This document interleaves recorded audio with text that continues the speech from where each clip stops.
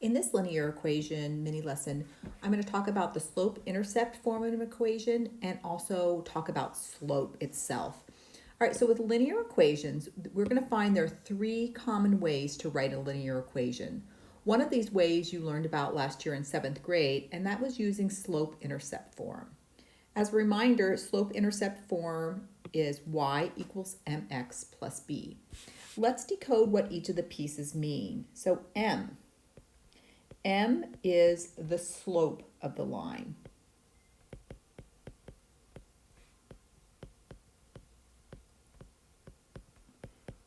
And we'll talk about slope a little bit more later in this mini lesson, but just to summarize, slope is telling us how do the y value change between 2 points compared to how the x values change between 2 points. So we read this as change in y over change in x. Next, let's talk about B. B tells us the y-intercept of the line.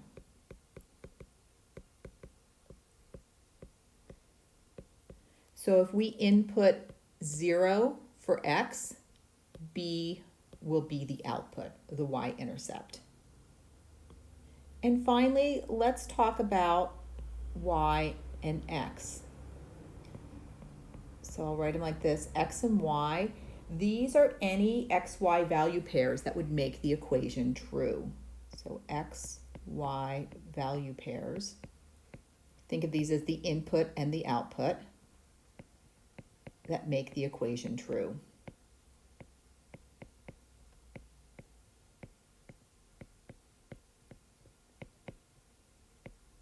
So let's look at a real quick example. If I had y is equal to 2/3 x minus 2, I can look at this and know right away the slope is 2/3. The y-intercept is -2, so 0, -2 would be my y-intercept. And I could use this equation to find input-output xy pairs. If I input 3, 2/3 of 3 is 2, minus 2 is 0. And if I input -3, 2/3 of -3 is -2, minus 2 more is -4. Next, we're going to talk more about slope. A few things about slope. Whenever we want to talk about slope, we use the variable m. It comes from the French word to climb, monter.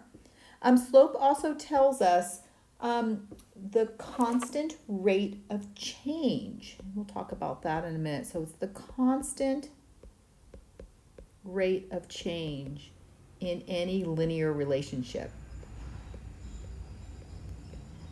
And finally, when we're thinking about the graph of a line, the slope tells us about the steepness and the direction that the line is going. So steepness and direction of the line. All right, so slope is jammed packed with lots of great information. To find slope, we need 2 points on a line. So I have just this little graph of a line. So here we have 1 point up here and a second point down here. So slope wants to see, compare how does the vertical, how do the y's changed compared to how the x's changed. So when you're looking at this diagram, this vertical tells us the change in y. How does y change when we move from one point to the other? And this horizontal dotted line tells us how the x changes when we move from one point to the other.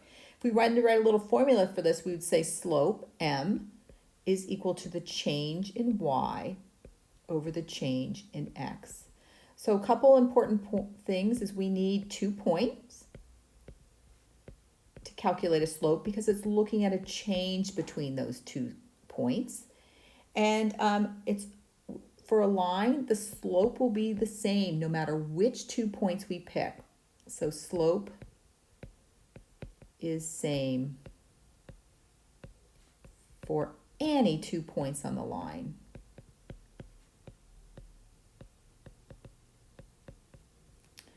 All right, when we're thinking about this change in y over change in x, this is exactly what the rate of change is, rate of change. And if we needed to calculate our change in y over change in x, let's come back and look at the graph. Change in y is telling us what is the difference between these two y values. So we would find y1 minus y2.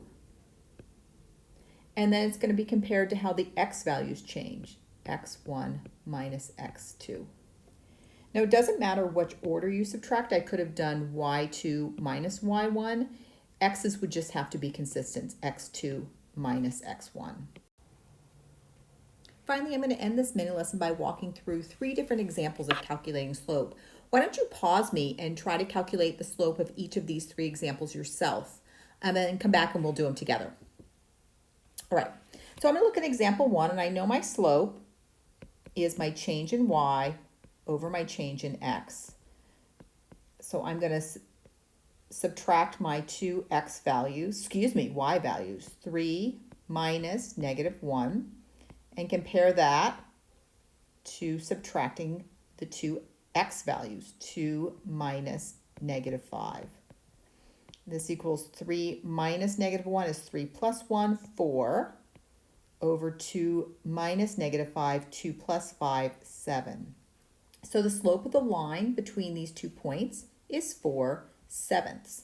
One thing to notice is there is less vertical change than there is horizontal change. So imagine, will this line be more horizontal or will it be more vertical? So think about that a little bit. All right, next let's look at example number 2.